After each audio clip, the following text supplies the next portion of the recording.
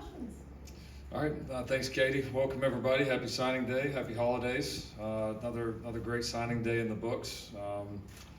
Every one of them's unique in their own way, and this one, certainly was, I guess, a little bit as well. Though, very proud of. I think the way this one came together. Certainly given some of the staff changes that have happened, especially, that provided some real challenges and also opportunities here in the last several weeks to bring this class together. And I think, specifically, certainly on the defensive side of the ball, two of the areas we really targeted, the defensive front and the secondary, where it was really important to close strong there, and we did that. We're able to get on some targets here late and land some guys that we think were, really key to the future of this program, to the turnaround defensively, as obviously we step into a new philosophy, a new scheme, new coaches, really all of the above. And so really proud of the way that the guys finished there, very proud of the way the class finished. Especially excited about the offensive line as well. That was it's been a real focus point.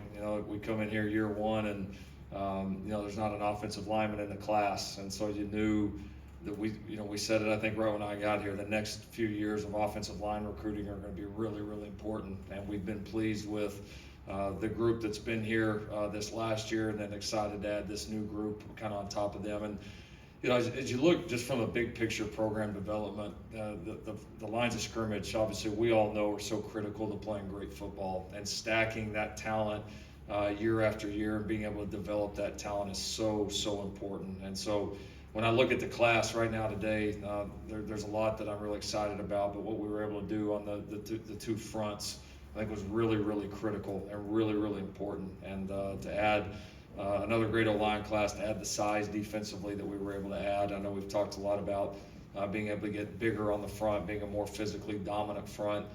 Certainly going to be very important as we move forward with Coach Lynn and this coaching staff to be able to establish and develop that.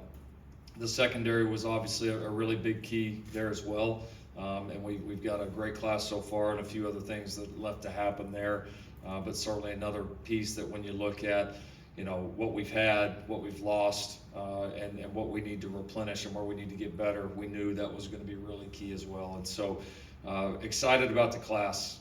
We've the high school recruiting, as we all know, has continued to change and evolve over the last several years. Our understanding of being at USC now for a couple of years, and what we know it's going to take to continue to elevate our program has certainly evolved as well.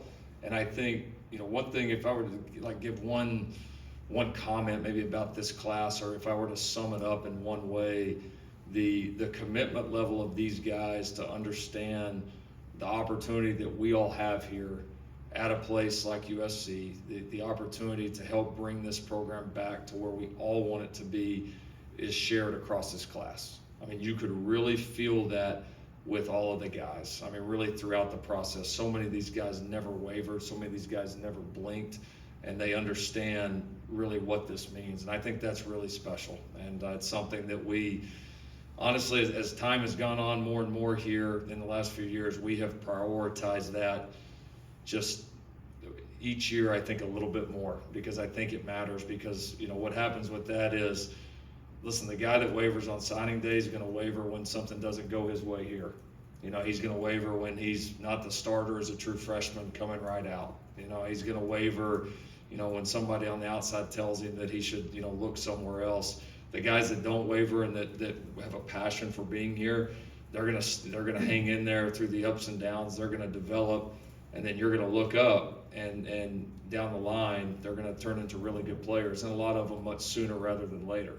And there's a lot of examples of that right now on our football team. A lot of examples of guys that in this bowl game are getting ready to play a much different role than they've ever had, and it's exciting. It's energizing to the program. You can just feel that. And I think as we go forward, certainly in terms of the high school recruiting, that I just don't think you can put a big enough value. Really, you can't stress the importance of that enough. In this class, if I were to sum it up in one way, there's a lot of talent, there's a lot of ability, but these guys are all dying to be USC Trojans. And so very, very proud of that. excited to talk about these groups individually, these guys individually, but a great day. There's still certainly a lot left to go. There will be more signings of high school players, and then obviously there's a handful of positions that we're still being pretty active in the transfer portal, and will continue to be as all this plays out. So obviously years ago this used to be kind of the end of things for a while. It feels like this is just in some ways kind of the middle point or a point in the road that's going to continue on here through the next several weeks and months, and one that we will continue to be aggressive in to add to this roster, both for next season and the upcoming years.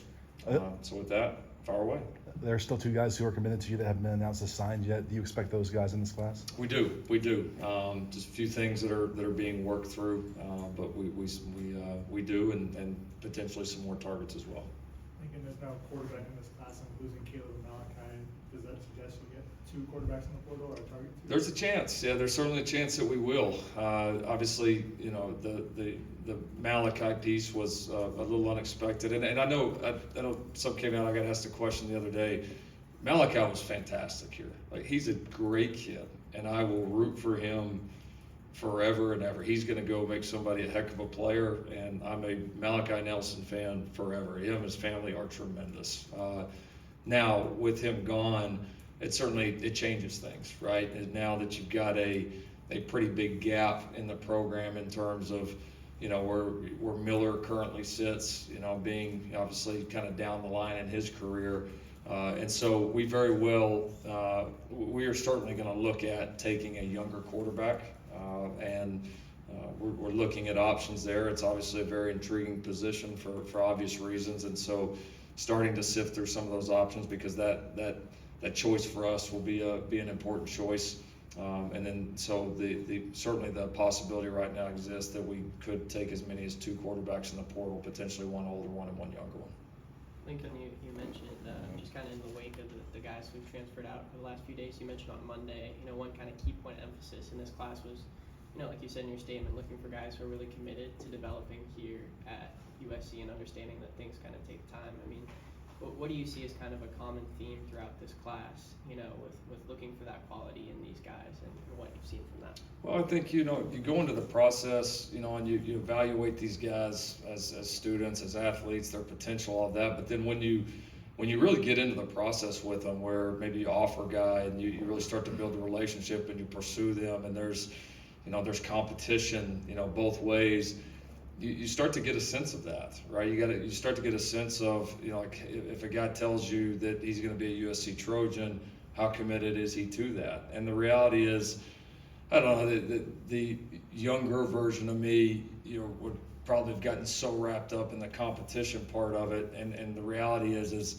if you're dealing with a guy that's fluctuating or is wavering now, I mean, who's to say he's not going to do it 6 months from now? And at the end of the day, with the way that the rules have changed, the value right now of getting a player that has the ability, he fits this university and it's committed to it, like that's the best thing that you can get, right? Because if you can't, most guys are not going to come into their college career and have like the just entire fairy tale ride all the way up to the top. There's going to be challenges, there's going to be adversity, there's going to be things that they have to overcome, and I think you're trying to identify with each player, what are the chances of that happening?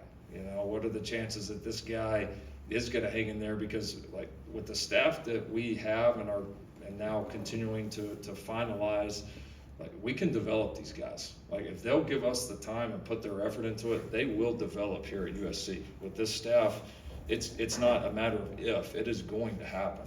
And so when you put together a staff like that, then the next piece is, all right, let's find guys that are committed to that entire process. And when you have that, guys are going to get better, guys are going to improve, and we're going to play the type of football that we want to play. Again, as you're in this final stretch, especially after hiring Danton and making some of the defensive staff hires, how much did that stretch, just kind of reselling the vision or this new vision for the defense, feel maybe even like your first signing day, like last stretch, sort of kind of selling a vision again? It's honestly these last 6 weeks, because it's been It'd be interesting, Katie. We got to look it up. I don't know that if a team's ever went 6 weeks in between playing a game in college football history. We might have the biggest gap ever.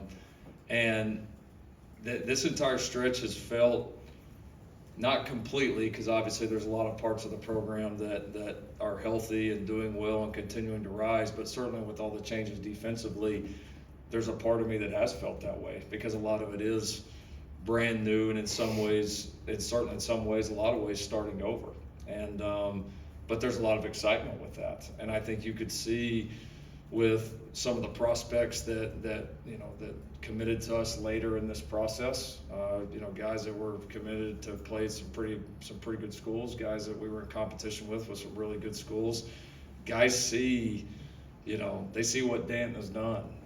They see what Matt Ince has done. They see what Doug's done. I mean, and I think for a lot of people, you can lay out a vision, but when you start to add people that are clearly at the top of their game and some of the best coaches in the country, it sends a message to people. It sends a message to recruits. I mean, to think, when we started looking at this defensive staff, that we'd be able to add 3 guys of that caliber with where they're at in their careers, all on the same staff, probably would have seemed like a little bit of a pipe dream, honestly. And now they're here, and I think it sends a message to so many people that they see what we're building, they believe in it, they know they can come be a big part of it, and you've seen the recruits follow, and there's been great response from the guys in this class. You see the way we closed, especially on the defensive front, was really, really important. And then I think obviously looking forward at the future classes, people take notice, and so that's exciting. You see the belief, and now it's time to go put it into action. Coach, you've certainly had some success in recruiting against Oregon, but in the last few cycles when it's been USC against Oregon, Oregon's been able to take some guys who USC was interested in. How do you close the gap with them? Yeah, I mean that's a regional team that's that you're going to battle with. Certainly that's part of it.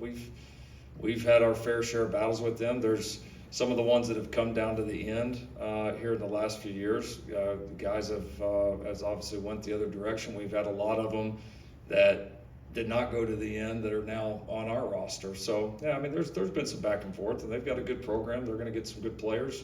We've got a good program. We're going to get some good players too. So for us, it's not USC doesn't really close the gap on anyone. I don't ever feel that way. For us, it's us trying to become the very best that we can and getting our program back to the level that we expect it to be, and that's our approach in everything that we do.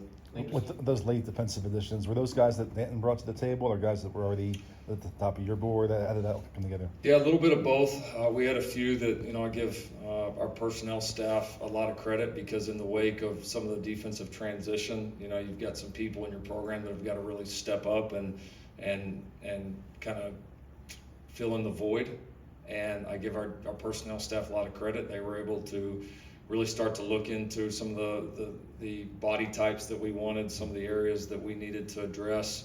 Able to have some early conversations with Coach Lynn and the other coaches about where we felt like we needed to head from a personnel standpoint. We were able to identify some guys and get on them quickly. And like a lot of people, once they came out here and saw it, and once they got a chance to have a feel for this university as a whole and for what we're building and the changes we're making defensively, a lot of these guys became Trojans. And so a lot of credit to a lot of people. Coach Lynn's been phenomenal, up to this point. Being able to get into some of the homes with him and being able to spend a little time with him on the road was great. And he's got a great way about him. And when you look at the success he's had, both obviously at the NFL level and at the collegiate level, he walks in and commands a lot of respect, does it in a very humble way in a very genuine way that I think people are able to see and relate to. And I think that's very important. Lucan, what do you feel like you're adding up front, just kind of strengths, traits, characteristics of the guys you signed on the defensive front? Yeah, large human beings, large human beings, and people that are very, very tough to move and that are good at moving other people. And so, yeah, I think, you just look at the size across the board with these guys. I mean, just of course, all linemen that come into any program are going to have to develop, right? There's no question. But when the starting point is that much higher it increases the ceiling and increases these guys' opportunities to be able to impact us sooner rather than later. And I mean, really the defensive front, I think, really has that. And that piece is exciting. I mean, you look at, you start to look at some of the measurables on these guys like Cam Fountain, and like Jade, like Carlon, like these guys are, these are big dudes, and these are guys that are really athletic. These are guys that fit the way that we want to play defensively. So that starting point is that's what you want to look like coming in the door. And then you take them, you develop them, you feel like you've ID'd kids that really are in this for the long haul and really are fully committed to this, and the combination obviously gets you pretty excited. And then I feel the same way a lot about the offensive front. This is now 2 years in a row that we've been able to add some really good pieces on both of them, and that's, again, kind of back to the previous comment, that's why a lot of the excitement for us leading into this bowl game is like so many of those guys are going to get their shot now. And like, you guys haven't seen them all yet. You may have seen them warm up or play in the spring game. We get to see them, every day. And a lot of these guys have been on scout teams doing this and that. And all of a sudden now they're getting this opportunity, and you look up and you're like, oh wow, this guy's ready to play, and you're pretty excited about it. So we've got to keep stacking it. And that's that's how you go from, we've been, the goal in the beginning was get this thing competitive, put ourselves in a position to win in the early years. We've done that. Now it's time to take the next step to becoming dominant, and where you go separate in these games, and you don't have quite as many close ones, or not as many that come down to one play here, one play there. And that's the next step for our program. And the number one way you get that is by consistently being good on these fronts. And today was a great step in the right direction. Is there a guy on offense and defense that kind of, maybe guys who were highly ranked, maybe guys we didn't really talk about a lot during the recruiting process that are really intriguing to you, and what are their traits that stood out to you? Oh man, who would I say? Defensively, Desmond comes to mind. Defensively, we thought he was still very heavily recruited, but in some ways I thought undervalued a lot in the recruiting piece. And what happens, and you guys see it, and obviously you guys cover this and see it yourselves, is the guys that get a lot of offers or make a name for themselves as a freshman or a sophomore early in their high school career. So many of these guys just kind of ride on that reputation all the way through, but when you go back and really study the tape, yeah, they were good then, but what did they do from like the sophomore to the senior year? And then there's so many of the guys, for whatever reason, that are late bloomers, but then you go look at their senior tape, and their senior tape's better than a lot of guys that the outside world would say, well, they're ranked higher than this guy. And Desmond was one of those guys that we certainly felt that way about. We felt like he was an absolute, and I don't know, steal's not the right word because he was still very heavily recruited, but we were really, really excited about him. That is one of the first ones that comes to my mind. Lorenzo Cowan comes to mind there. Getting Zoe today was a great get, and his athleticism and what he brings off the edge. I think the offensive line, we signed Lolo here late, we think he's going to have a little bit of development to do, but certainly you look at his ceiling and what it can be is very exciting. We thought Makai Sena was one of the best offensive linemen that we saw anywhere. Hayden Treater I'd put in that category as well. Guys that were really good players early in their high school career, but by the end became dominant players, and you could really kind of see that arc. And then certainly, you pair those guys up with a lot of guys that were very highly recruited from an early stage. So there's probably a few more that should fit in that category, honestly. Yeah, you're right. And honestly, going through this year after year, it's funny, you look back on like some of the best players that I've been able to coach, and a lot of them actually fell in that category. Were guys that just climbed, and by the end of their high school career, they were really, really good and maybe under the radar. And you get them here, and everybody's like, "Who the heck is this guy?" And I think we got a few that are certainly going to fit in that category. What stands out? What do you like about Lolo? Well, he's played very little football. Very little football. Maybe the least amount of football of any player I've ever signed. But then you turn on the tape from beginning of the year to end of the year, you see how he moves. You see some of the things, because playing offensive line is it's not a really natural thing for most people. It takes a lot. And so to see some of the natural movements and some of the things he already does well, considering he's really only played the game for less than a year, it's pretty remarkable. Then you see the size and the athleticism. And then for us, it's, anytime you take a guy like that you know is going to have some real development, to be able to be ready to play at this level, you get to know the kid. Is he bought in? Is it his work ethic? How determined is he? And at every step of the way, we felt an intense desire by him to be great. And you combine him with one of the best offensive line coaches in the country, that's a pretty exciting pair. Two more. The college football landscape is changing, it seems almost daily. How have you seen over the last year the NIL portion of recruiting kind of change things, and then also with you guys in your situation, how that's developed at USC, the NIL piece? Yeah, it's, every year it evolves. So now it's, at the beginning when I first got here, it was obviously very, very new. Now these guys and their families have seen it unfold over the last few years as they prepared for, their son or their child obviously to be recruited. These players have seen it with guys in their school or as they followed signing days, leading up to their own. It still comes back, I think, to, every family's different.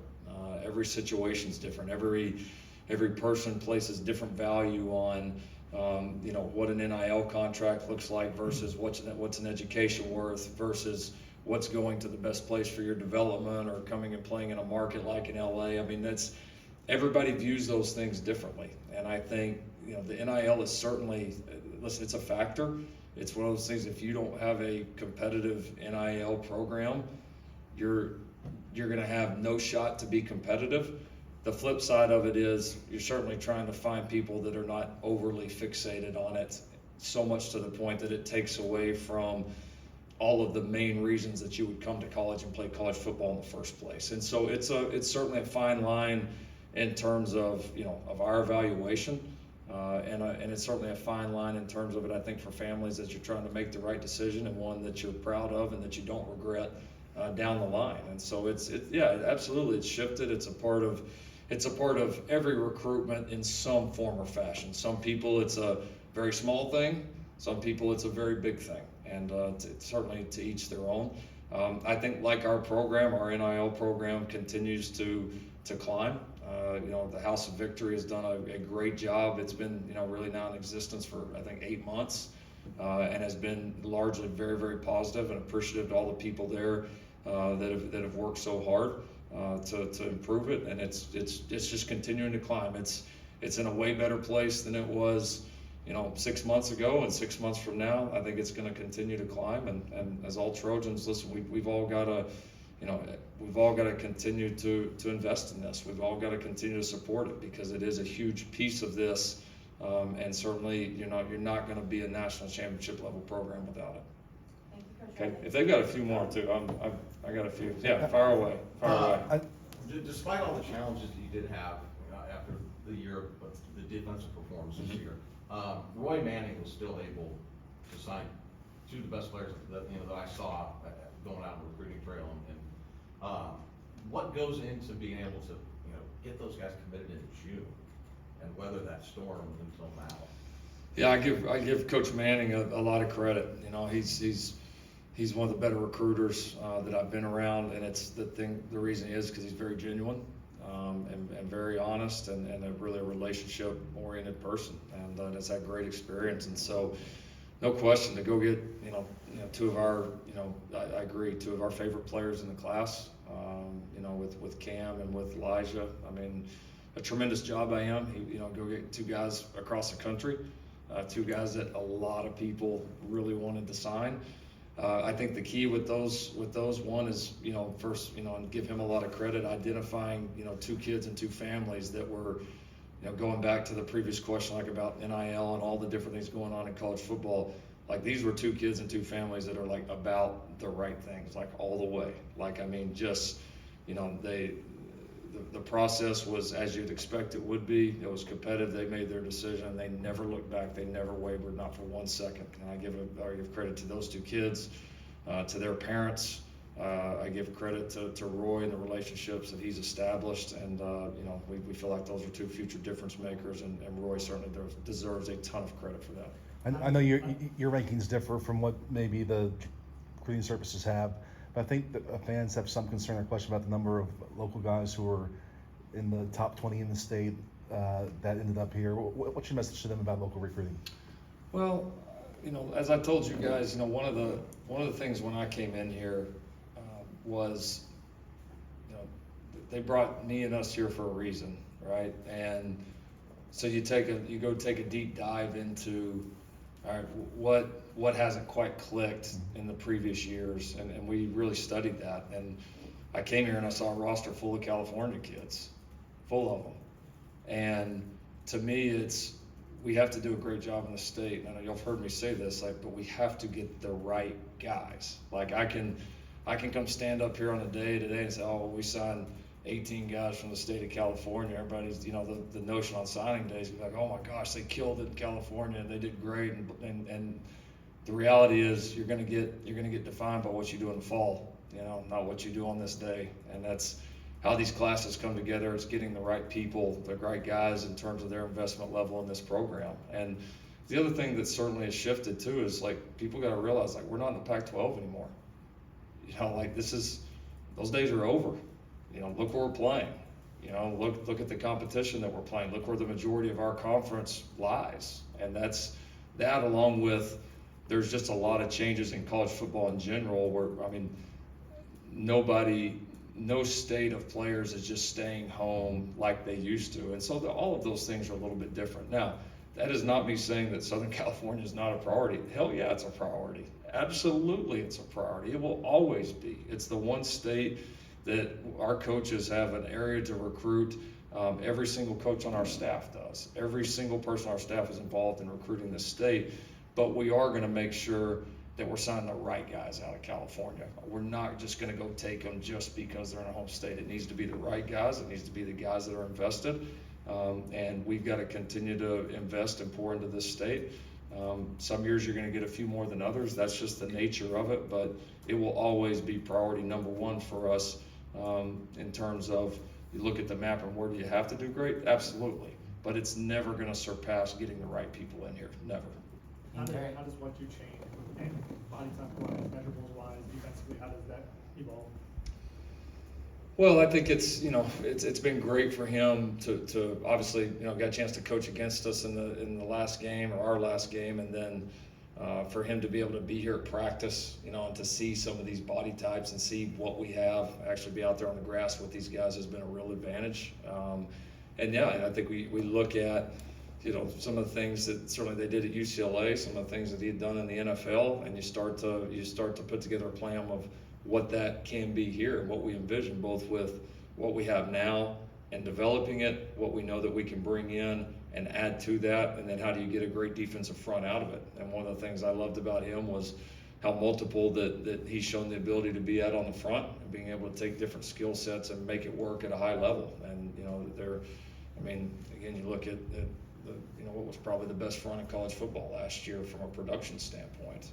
And so it's been fun going through that process. I mean, I think we were, as I told you guys, one of the non-negotiables for me in the defensive coordinator hire was somebody that wanted to play bigger on the defensive front and shared that vision, and we certainly have. And I think have so far really been in lockstep about the guys that we're going to go after, even some of these guys certainly that signed today, some of the body types that we're going to go after, on top of, you know, how we're going to develop the guys that are already in the program. So it's exciting to feel that alignment and progress already. In terms of the transition to the Big Ten, how much do you feel like that just colored this entire recruiting process? And moving forward, what positions maybe do you feel like you'd like to focus on ahead of that transition? Well, I honestly think it impacted more where we signed the guys from than actually like the body types or the qualities of who we signed. I mean, we came here to win national championships. Like, in the definition of winning a national championship, like, you got to beat everybody in some form or fashion.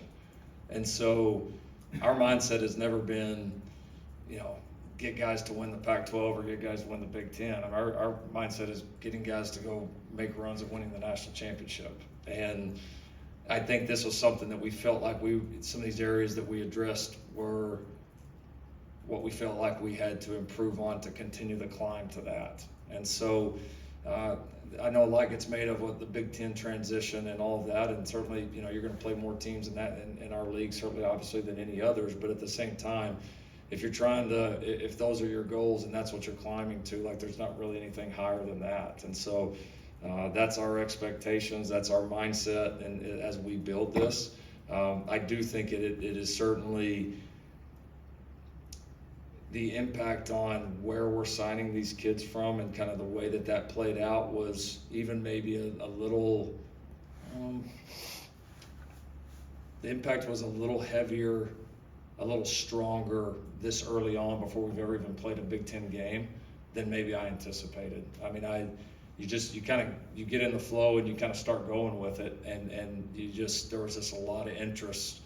And then a lot of the best players that we signed were from all, you know, kind of all over the country, and several kind of in that part of the country that the Big Ten, you know, typically obviously does business. So, yeah, I think it impacted that more. But the goal in terms of what we're building is about one thing. That's winning the whole thing. We've talked a lot about just kind of the size in general, but, you know, a lot of the skill guys were key contributors from this last year moving on. You don't get Ryan Pelham today. I mean, in general, though, kind of looking at the young guys on this roster, the skill positions, you know, how confident are you in the returners, in the recruiting class this year, and do you anticipate, you know, maybe trying to bring in some transfers at running back and wide receiver with that? Yeah, I mean, the offensive skill, we'll have to bring in a few guys. The talent there that we have right now is really, really, really good, and about as good as you'll find. We'll need to add a few more guys to get to the numbers that we want to play at next season. But I think that'll be a very appealing position for obvious reasons. Certainly, you know, running back is an area that we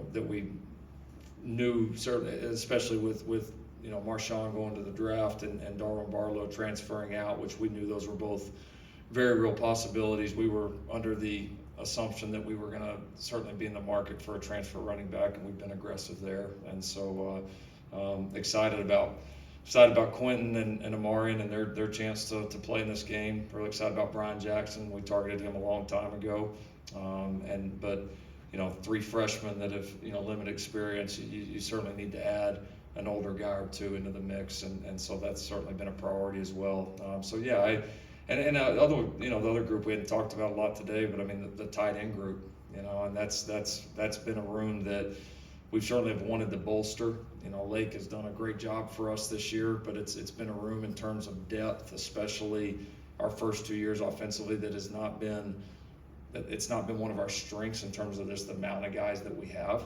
And I think that's starting to shift, which is a great thing, because it allows you to be a little more multiple in how you play.